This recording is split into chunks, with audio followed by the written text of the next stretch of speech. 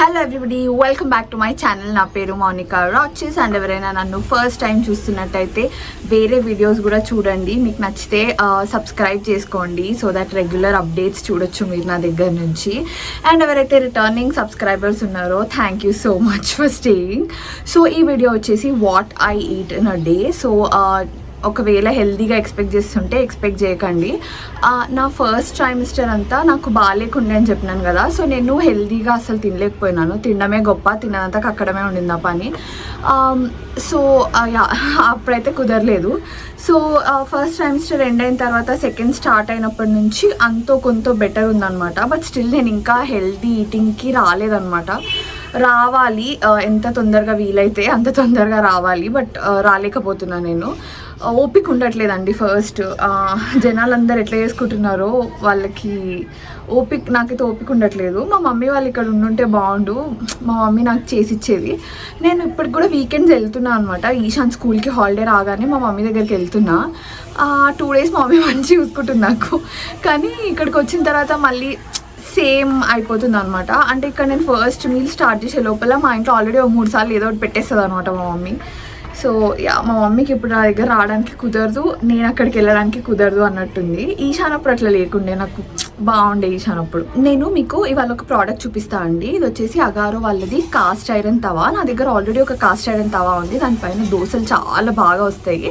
But నేను ఇది అది దోశలకి వేస్తున్నా కదా. సో దానిపైన ఎగ్ దోశ అలాంటివి వేయట్లే అనమాట. ఓన్లీ వెజిటేరియన్ వరకు వేస్తున్నా. సో ఇక్కడ దీనిపైన ఎప్పుడన్నా చికెన్ స్టఫ్ చేయాలన్నా, ఎగ్ దోశ చేసుకోవాలన్నా బాగుంటుంది అని చెప్పేసి ఒకటి నాన్ వెజ్కి అన్నట్టు తీసుకున్నాను అనమాట. అట్లనే పరాటాస్ ఇవన్నీ కూడా మంచిగా క్రిస్ప్గా కాలుతాయి అని చెప్పేసి ఒకటి ఎక్స్ట్రా తీసుకున్నాను అనమాట. సో మీకు అది చూపిస్తాను నేను. ఇదే అండి అగారో వాళ్ళది ప్రీ సీజన్ కాస్ట్ ఐరన్ తవా. ఇది మొత్తం సీజనింగ్ చేసే ఉంది. మనం జస్ట్ దీన్ని వాష్ చేసి డ్రై చేసి యూజ్ చేసేసుకోవచ్చు అని చెప్పారు అనమాట. ఇది 28 centimeters డయామీటర్ ఉంది చూడండి. సో చిన్నదేం కాదు, కొంచెం పెద్దదే అనమాట. ఇంకోటి తెలుసా, దీనికి ఇక్కడ చూడండి లైఫ్ టైం వారంటీ ఉంది. అండ్ ఇది ఇండక్షన్ అండ్ గ్యాస్ స్టవ్ రెండిటిపైకి పనిచేస్తుంది అనమాట. నా దగ్గర ఉన్న కాస్ట్ ఐరన్ తవాకి హ్యాండిల్స్ లేవు, దీనికైతే ఇట్లా మంచిగా హ్యాండిల్ కూడా ఇచ్చిండు. మీకు చూపిస్తా చూడండి ఓపెన్ చేసి. ఇగోండి ఇలా 28 centimeters వచ్చింది ఇది. దీంతో పాటు మనకి హ్యాండిల్కి ఇలా ఒక మంచి లెదర్ కవర్ లాగా ఇచ్చారనమాట. చాలా బరువు ఉందండి ఇది. సో కాస్ట్ ఐరన్ యూజ్ చేయడం వల్ల మనకి ఐరన్ స్లోగా ఫుడ్లోకి వస్తుంది అనమాట, which is very very nice. And ఇప్పుడు ప్రెగ్నెన్సీ టైంలో ఐరన్ తక్కువైతే చాలా కష్టం. అండ్ పిల్లలకు కూడా చాలా మంచిది. సో మనకి ఇలా లైఫ్ టైం వారంటీది కార్డ్ ఇచ్చిర్రు అనమాట. సో దీన్ని సీజనింగ్కి మనం ఏం చేయక్కర్లేదని చెప్పారు. బట్ నేనైతే ఒకసారి మంచిగా వాష్ చేసి వేడి చేసి ఆయిల్ వేసి ఒక్క ఆనియన్ వేసి దీన్ని మొత్తం మంచిగా ఏమంటారు ఫ్రై చేస్తా ఆనియన్స్ని. దాని తర్వాత తుడిచేసి పెడతా అనమాట. దీనివల్ల ఏమవుతుందంటే సీజన్ అయిపోయి ఉంటుంది, నాకు మళ్ళీ దోశలు వేసుకునేటప్పుడు ఈజీగా అయిపోతుంది. నేను ఇంతకుముందు వీడియోస్లో నా యుటెన్సిల్ కలెక్షన్ కానీ నా పాత క్యాస్ట్ ఐరన్ ప్యాన్ కానీ ఎప్పుడు చూపించినా సీజన్ ఎలా చేయాలి అని అడుగుతున్నారు. చాలా నాది పాతది వేరే బ్రాండ్స్ నుంచి తీసుకున్నవి ఉన్నాయి. అవి సీజన్ చేయకపోతే నాన్ స్టిక్ రాదు, కానీ ఇది నాన్ స్టిక్ వచ్చిందండి. అంటే నేను జస్ట్ అంటే సీజనింగ్ అంటే నేను మళ్ళీ చేయాల్సి వచ్చిందనమాట. మీకు చూపిస్తాను నేను అది. బట్ దీనికి మాత్రం అసలు మనం ఇంట్లో ఏం సీజనింగ్ చేయనవసరం లేదు.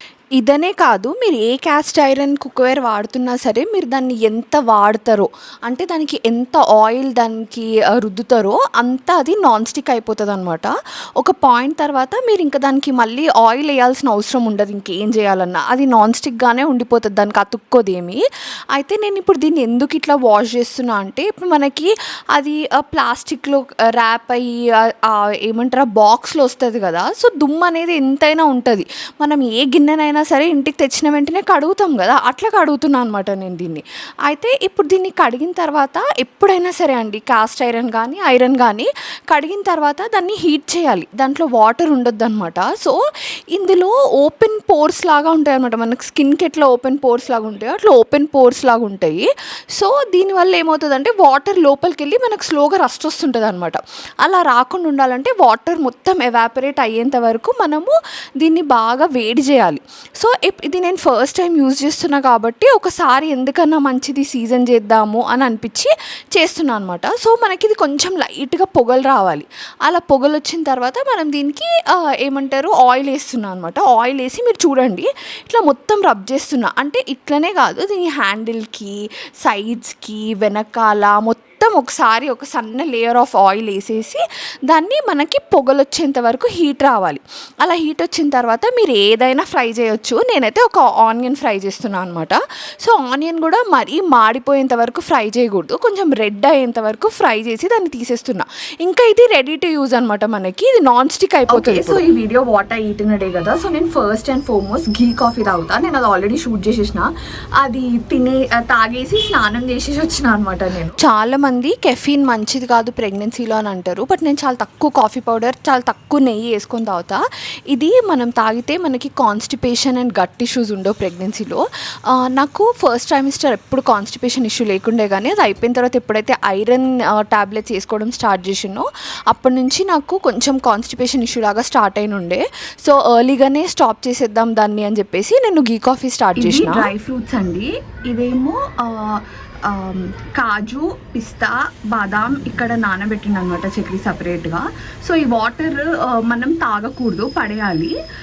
ఇవేమో అంజీర్, కిస్మిస్, ఇవి మనం ఈ వాటర్ తాగాలన్నమాట. ఇది ప్రీబయోటిక్ వాటర్, ప్రోబయోటిక్ ప్రీబయోటిక్స్ ఉంటాయి కదా. సో ఇది వచ్చేసి ప్రీబయోటిక్ వాటర్ అనమాట. ఇది చాలా హెల్దీ.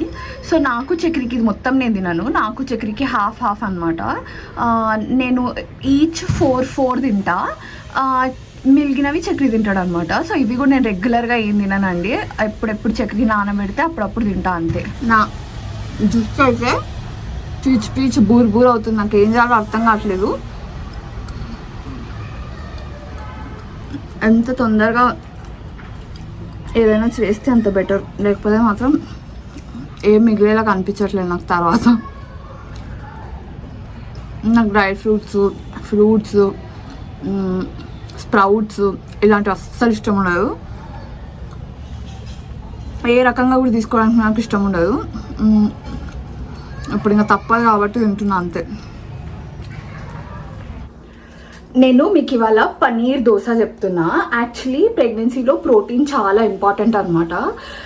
నేను చెప్తున్నా కదా, నేను ఇన్ని రోజులు ఏం ఫాలో అవ్వలేదు, బట్ నాకు నార్మల్గానే పన్నీర్ దోశ చాలా ఇష్టం. సో నేను ఎట్లా పన్నీర్ దోశ చేస్తా అని చూపిస్తా. చాలా సింపుల్ అండి. అంటే మనకి చట్నీ వేసుకోవాలి, దోశ వేసుకోవాలి, మళ్ళీ దానిపైన టాపింగ్స్ అని అనిపిస్తుంది కదా, అట్లా కాకుండా ఇది చాలా ఈజీగా అయిపోతుంది అనమాట. చాలా ఫాస్ట్గా, చాలా ఈజీగా అయిపోతుంది. సో అందుకే నేను బాగా చేస్తా. అట్లనే ఈశాన్కి పిజ్జా దోశ లాగా కూడా చేస్తా. వాడు ఇప్పుడు లేడు, స్కూల్కి వెళ్ళిపోయాడు కదా, వాడు అక్కడే ఫుల్ తింటాడు అనమాట. సో అందుకే నేను పెద్దగా వాడికి ఇప్పుడు ఈవినింగ్ 4 o'clock అట్లా వచ్చినప్పుడు వాడిని అడుగుతా అనమాట వాడికి ఏం కావాలి అని. సో ఒకవేళ వాడు దోశ కావాలి అని అంటే మాత్రం వాడికి అప్పుడు నేను ఇది చేసిస్తా, పిజ్జా దోశ చేసిస్తా. పిజ్జా దోశ చేయడం చాలా ఈజీ, ఇది కూడా చాలా ఈజీ. నేను ఇప్పుడు షేజ్వాన్ పన్నీర్ దోశ చేస్తాను. మీరు చూడండి ఎంత బాగుంటుంది తెలుసా తింటే, నేను చూపిస్తా. ఇది పన్నీర్ని నేను చేయితోనే ఇట్లా స్క్రాంబుల్ చేసేసిన అనమాట.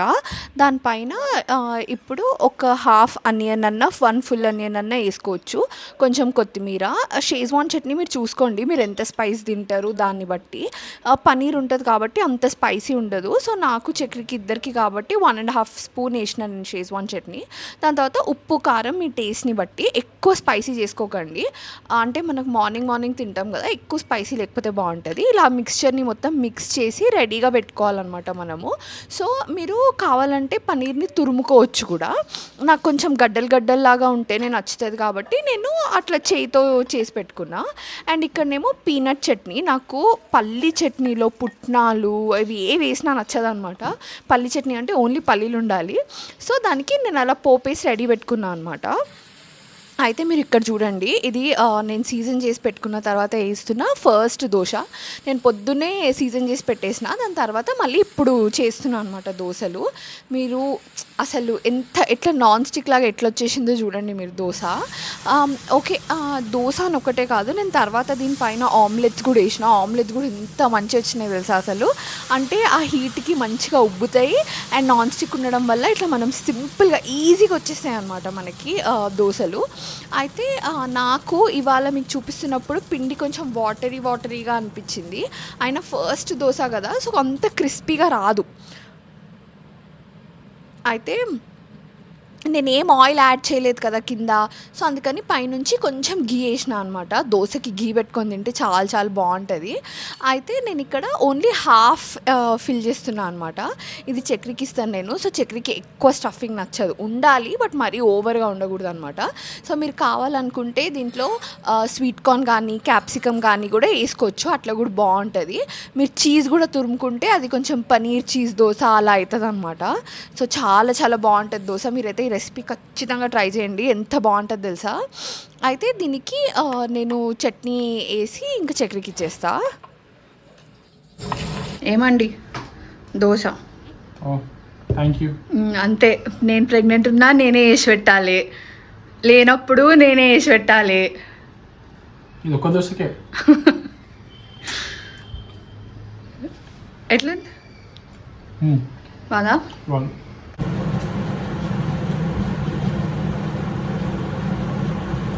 ఇది నా బ్రేక్ఫాస్ట్ ప్లేట్. నేను ఒకటే దోశ తింటున్నా, ఎందుకంటే నేను డ్రై ఫ్రూట్స్ అవన్నీ తిన్నా కదా, నాకు ఆకలి వేయట్లేదు అనమాట. సో నేను ఒకటే దోశ, బట్ పెద్ద దోశ ఫుల్ స్టఫింగ్. ఇంతకుముందు మీరు చూసినప్పుడు నేను హాఫ్ స్టఫింగ్ వేసిన కదా, ఫుల్ స్టఫింగ్. అండ్ చక్రికి ఫస్ట్ దోశ ఇచ్చిన కాబట్టి క్రిస్పీగా రాలేదు, కానీ నాది క్రిస్పీగా వచ్చింది చూడండి. ఇట్లా మంచిగా పనీర్ స్టఫ్డ్ ఉంటుంది అనమాట. సో మీకు ఇలా కాకుండా అంటే ఇంకా బ్రేక్ఫాస్ట్లో ప్రోటీన్ కావాలి అని అనుకుంటే పెసరట్టు బాగుంటుంది, నార్మల్ పెసరట్టు. లేదు దోశ పిండి ఎక్కువ ఉంది, దోశ పిండితోనే ఇంకా అవ్వట్లేదు మాకు పనీర్ తిందామంటే చికెన్ కూడా వేసుకొని తినొచ్చు. సేమ్ ఇప్పుడు నేను చూపించినట్టే పనీర్ నేను స్క్రంబుల్ చేసి వేసేసిన కదా అందులో, అట్లా కాకుండా చికెన్ని మీరు బాయిల్ చేసి చిన్నగా కట్ చేసుకొని వేసుకోవచ్చు. లేకపోతే చాపర్లో వేసి చాప్ చేసేసుకొని స్టిర్ ఫ్రై చేసుకొని కూడా వేసుకొని తినొచ్చు. ప్రోటీన్ బ్రేక్ఫాస్ట్లు అంటే ఇంకా ఏముంటాయో నేను చూసుకోవాలి. ఇప్పటివరకు అయితే పట్టించుకోలేదని చెప్పినాను కదా, ఇప్పటి నుంచి స్లోగా పట్టించుకోవాలి ఇంకా అన్నీ. ఇంకోటి, ఇందులో మనము స్టఫింగ్ అంతా పెడతాం కదా, సో అందుకనే మనం చట్నీ ఎక్కువ తినలేమన్నమాట. సో కొంచెం చట్నీ సరిపోతుంది. హలో, సో ఇప్పుడు లంచ్కి నేను ప్రాన్ పులావ్ చేస్తున్నా, చక్రి చికెన్ కర్రీ చేస్తున్నాడు.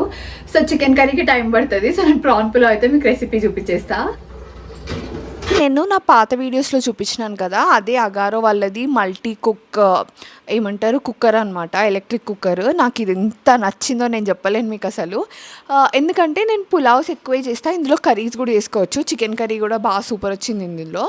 అయితే నేను ఇప్పుడు ఏం చేస్తున్నా అంటే కొంచెం ఆయిల్ అండ్ కొంచెం ఘీ వేడైన తర్వాత అందులో బిర్యానీ మసాలాస్ ఉంటాయి కదా, అంటే పౌడర్ కానీ కడా మసాలాస్ అవి వేసి అవి కొంచెం వేగిన తర్వాత అందులో ఆనియన్స్ వేసిన అనమాట. మీకు ఆనియన్స్ ఎక్కువ ఉన్నట్టు అనిపించవచ్చు, బట్ అవన్నీ దగ్గరికి అయిపోతాయి. సో దట్ మనకి ఫ్రైడ్ ఆనియన్స్ ఫీల్ వస్తుంది, కానీ ఫ్రైడ్ ఆనియన్స్ కాకుండా అనమాట. సో కొంచెం సాల్ట్ వేసి ఆనియన్స్ మొత్తం స్వెట్ అయ్యేంత వరకు వెయిట్ చేయాలి మనము. సో ఎప్పుడైతే మనం అట్లా స్వెట్ అయ్యేంత వరకు వెయిట్ చేస్తామో అప్పుడు వాటర్ రిలీజ్ అవుతుంది, మనం సాల్ట్ వేసిన కాబట్టి ఆనియన్స్కి. సో చాలా ఫాస్ట్గా వేగిపోతాయి.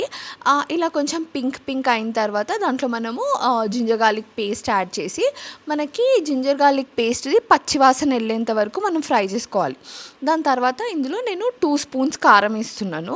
కారం వేసి దాన్ని ఫ్రై చేస్తున్నాను అనమాట. సో మనం కారము కొంచెం ఫస్ట్ వేస్తే ఏమవుతుందంటే మనకి కొన్నిసార్లు కారంది అది ఆఫ్టర్ టేస్ట్ ఉండిపోతుంటుంది కదా, అలా ఉండదు అనమాట.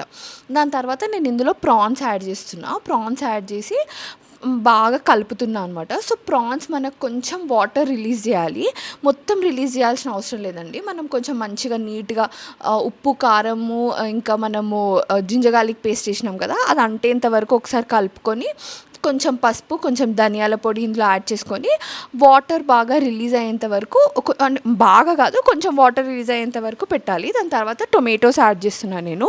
టొమాటోస్ యాడ్ చేసిన తర్వాత మనము అదేంటి పుదీనా ఇంకా కొత్తిమీరని సన్నగా తరిగి యాడ్ చేసుకోవచ్చు. నేను పుదీనా కొత్తిమీరని పేస్ట్ లాగా చేసేసి యాడ్ చేసేసిన అనమాట. ఎందుకంటే ఈశాన్కి పెడతా ఈశాన్ ఏరుతాడు అని చెప్పేసి. సో అలా మూత పెట్టేసిన అనమాట దీనిపైన. అయితే ఇప్పుడు మనకు చూడండి ప్రాన్స్ నుంచి టొమాటోస్ నుంచి మంచిగా వాటర్ రిలీజ్ అవుతుంది. ఆ వాటర్ మ్యాక్సిమం మనకి ఎవాపరేట్ అయ్యేంత వరకు పెట్టాలి. పెట్టిన తర్వాత మనం రైస్ యాడ్ చేసుకోవాలి. నేను ఇక్కడ 3 పెద్ద కప్స్ ఆఫ్ రైస్ యాడ్ చేసిన అనమాట. సో 3 పెద్ద కప్స్ యాడ్ చేసి ఒకసారి దాన్ని మొత్తం కలిపిన తర్వాత నేను 3కి 5 cups of coconut milk add చేస్తున్నా. ఇది హోమ్ మేడ్ కోకోనట్ మిల్క్ ఏం కాదండి, స్టోర్ బాటే. సో ఇలా నేను ఒక్క దానికి 1.5 అన్నట్టు ఆల్రెడీ మనకి కర్రీలో కొంచెం వాటర్ యాడ్ చేసినాం కదా, అవి కూడా ఉంటాయి అని అన్నట్టు 3కి 5 కప్స్ యాడ్ చేసిన అనమాట కోకోనట్ మిల్క్. అట్లా యాడ్ చేసిన తర్వాత రైస్ పొడిగా రావాలి అంటే మనము కొంచెం నిమ్మకాయ పిండాలి. అండ్ మనము ఫస్ట్ ఒక స్పూన్ వేసిన తర్వాత మళ్ళీ ఇంకా సాల్ట్ వేయలేదు కదా, సో కొంచెం సాల్ట్, ఒక 2 పచ్చిమిరపకాయలు వేసేసి నేను కలిపేసి మూత పెట్టేసిన అనమాట. అమ్మా అయిపోయిందండి నా పని. ఇంకా ఆ ప్రాన్ పులావ్ చేసేసరికి అయిపోయింది. సో నేను ఇంకా దాన్ని మూత పెట్టేసిన. ఇంకా మనం మళ్ళీ దాన్ని వంక చూడాల్సిన అవసరం లేదు, అదే కుక్ అయిపోతుంది అనమాట. సో అది సంగతి. ఇంకా చక్రీ చికెన్ కర్రీ ఎప్పుడు చేస్తాడో, నేను ఎప్పుడు తింటానో. ఇవాళ నా లంచ్ వచ్చేసి chicken curry, prawn pulao and raita. నేను ప్రాన్ పులావ్ ఇంకా రైతా చేసిన, చక్రీ చికెన్ కర్రీ చేసిండు. సో మా మామయ్య ఉండే అనమాట ఇంట్లో, సో అందుకనే కొంచెం ఎక్కువ క్వాంటిటీ వండినాము. అదర్వైజ్ 3 పెద్ద కప్స్ ఏం పడవు, చిన్న కప్స్ పడతాయి. సో ఇది నా ఏమంటారు లంచ్ ప్లేట్.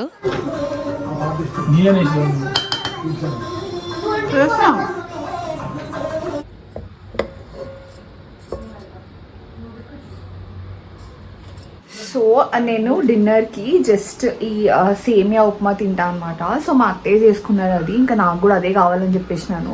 ఎందుకంటే నేను చాలా ఏమంటారు ఆఫ్టర్నూన్ చాలా లేట్గా అయింది డిన్నర్. సో ఇంకా ఫుల్ ఉండే అనమాట, నాకు తినాలనిపించలేదు. నేను యూజువలీ అంటే తిన్న తర్వాత ఫ్రూటో ఏదో ఒకటి తింటుండే. ఇవాళ ఏంటో అసలు పులావ్ చాలా హెవీ అయిపోయింది నాకు అని అనిపించింది. చికెన్ కర్రీ కూడా ఉండే కదా, so actually roti and chicken curry తిందామని అనుకున్నాము. బట్ నాకైతే ఇంకా పోయేలా లేదు అని చెప్పేసి సింపుల్గా ఇది తినేస్తున్నా అనమాట. So that is what I eat in a day. నేను ఎక్కువ షూట్ చేయలేదు లంచ్ తర్వాత, ఎందుకంటే ఈశాన్ స్కూల్ నుంచి ఫుల్ హెవీ కాఫ్తో వచ్చింది అనమాట. సో వాడిని చూసుకోవడానికే సరిపోయింది, ఇంకా స్పెషల్గా తిందాం అన్నట్టు ఏం అనిపించలేదు. సో అదండి ఈ video. So that is it for this video. Don't forget to like, share and subscribe to my channel. Bye bye, see you in my next video.